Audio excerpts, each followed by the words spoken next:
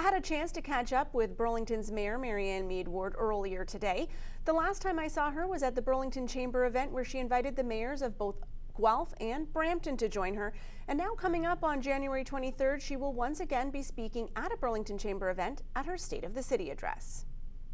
So it's an opportunity for me to reflect back on what we in the community, staff and council have done, but also look forward to see what 2026 is going to bring. So the event is sold out. However, not to worry. We are going to make available, summary of my remarks in the PowerPoint, but also every year I offer to come to any community group or home and do a State of the City address right for you. So if you want me to come in and share that, if you're not able to get in, mayor@burlington.ca, and that's free, right? So if I come to you, that's free for you. You don't have to buy breakfast with the chamber, but it's always a great event. It's really more focused towards the business community. So when I get out in community, it's really sort of broader community issues that people are interested in. So we have a few opportunities coming up, and so those dates will be shown very, very soon on my social feeds if you want to come to one of those events and hear what's happening in the city. Yes, you're very up to date on your socials. If those watching live in Burlington and are not following yet, I highly encourage them to do so, and then they won't miss anything.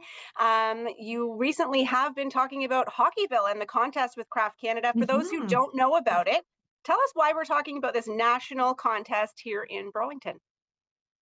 So Kraft reaches out to communities across the country and essentially says, we've got $250,000 that we will give you to upgrade your facilities. So tell us about it. Tell us the history. Tell us why your community should be deserving of this grant. So it's called Craft Hockeyville.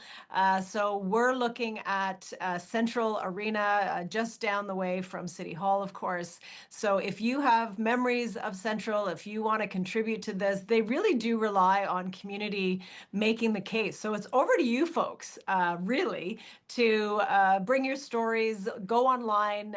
There is a city press release. The information is also on my social feeds for how you can participate. And let's really get this, let's get the money to upgrade that facility, which has been loved and well used for many years and could use a little bit of sprucing up. So. Yeah, 250,000 would be incredible to spruce up the arena. The runner-up gets 100,000, and then I believe the 11 other communities will get 50,000. So more points for videos being sent in. We want everyone to participate. That's a great idea. And then finally on our agenda today, another controversial building. Can you tell us about the 23 stories being proposed? So this was a proposal right in our downtown, along the waterfront, along the shoreline in the old Lakeshore Road area. And it was approved by council for 23 stories. I did not support that. I continue to believe that the buildings of this scale belong at our GO station areas. That's where we should be seeing height. It's got parking, it's got transportation, it's got transit. The real risk with a building of this scale in our downtown, along with some of the others that council has approved, I didn't support any of those, is really that we're now starting to see insufficient parking for a lot of those. And there's going to come a tipping point where they're going to be using municipal supply. We're going to need to build a new parking garage. And all of this came out in the public meeting. The cost of that is $50 million for new municipal supply. And my concern, among many, is taxpayers, businesses should not be subsidizing development that doesn't provide enough parking. And really what you're able to do underground with parking should match what you're doing above ground. And if they simply scaled back the building to what they can provide underground, they can only go 4 stories. They're really close to the lake. There's engineering issues. So match your over with your under. And so Councillor Stolte and myself did bring forward a modified proposal to limit the development to what they're already allowed under previous Ontario Land Tribunal rulings. They're they're legally entitled to 15 stories. That's still a lot for a lot of us, but nevertheless, that's what they're legally entitled to. But that motion failed. So that is where we are. That is a done deal now. Council has approved that.